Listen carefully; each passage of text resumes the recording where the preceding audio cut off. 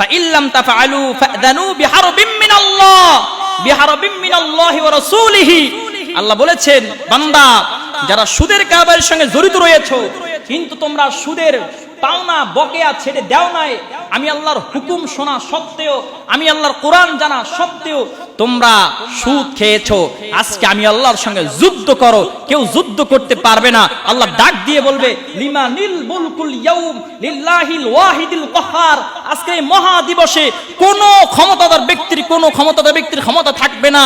আইনাল মুলুক আইনাল জাব্বারুন আইনাল মুতাকাব্বিরুন। ও সম্পদশালীরা, ও সুদখোরের দল, ও জুলুমবাজের দল, আজকে কি আছে নেতা? আমি আল্লাহর সামনে দাঁড়াও। কেউ আল্লাহর সামনে দাঁড়াতে পারবে না। আল্লাহ ডাক দিয়ে বলবে, লিল্লাহিল ওয়াহিদিল কাহ্হার। আজকের মহা দিবসের একমাত্র ক্ষমতাধর আমি আল্লাহ। আল্লাহু আকবার বলে।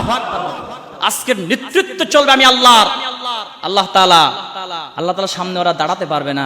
আল্লাহ ডাক দিয়ে বলবে, ও ফেরেশতারা, খুযু ফাগুল্লু, এই সুদখোরগুলা জাহান্নামের কীটগুলোরে ধর আর হাকিয়ে জাহান্নামে নিয়ে যাও। আল্লাহ ডাক দিয়ে বলবে, ওয়াসিকাল্লাযীনা কাফারু ইলা জাহান্নামা যুমারা। এই সমস্ত পাপিষ্ঠ বান্দাদেরকে তাড়িয়ে হাকিয়ে জাহান্নামের দরজার দিকে নিয়ে যাও। এদেরকে জাহান্নামের দরজার দিকে যখন নিয়ে যাওয়ার জন্য তাড়ানো হবে, এরা পলায়ন করার চেষ্টা করবে। আল্লাহ বলবে, ইয়া আইয়ুহাল মুজরিমুন, এ মুজরিমের দল, আলাদা হয়ে যাও, ভাগ হয়ে যাও। এরা ভাগ হতে চাইবে না, এরা পলায়ন করার চেষ্টা করবে।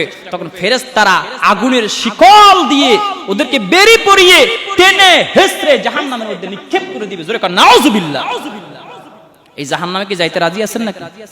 সুদ খাওয়া যাবে বাবা? সুদ খাওয়া যাবে? আমি রফিকির কোনো ব্যাংক অ্যাকাউন্ট নেই, জানেন কেন? কেন বলেন তো? আমি যা করি ব্যবসা বাণিজ্য, বাড়ি মাসের প্রজেক্ট করি, কেন জানেন? যা কামাই করে ওই মাসের প্রজেক্ট বাগান সিগানে ডুবাই থুই। ব্যাংক রাখলেই তো ঝামেলা আছে না নাই? ওইলে আমার ঠেয়া কাটতে লাইবো, নাহলে আমার দিব। আমার কাটারও দরকার নাই, আমার দেওয়ারও দরকার নেই। আমার ঠেয়া ব্যবসায় লাগাই, মানে বাড়ির কাজে। কিরকম?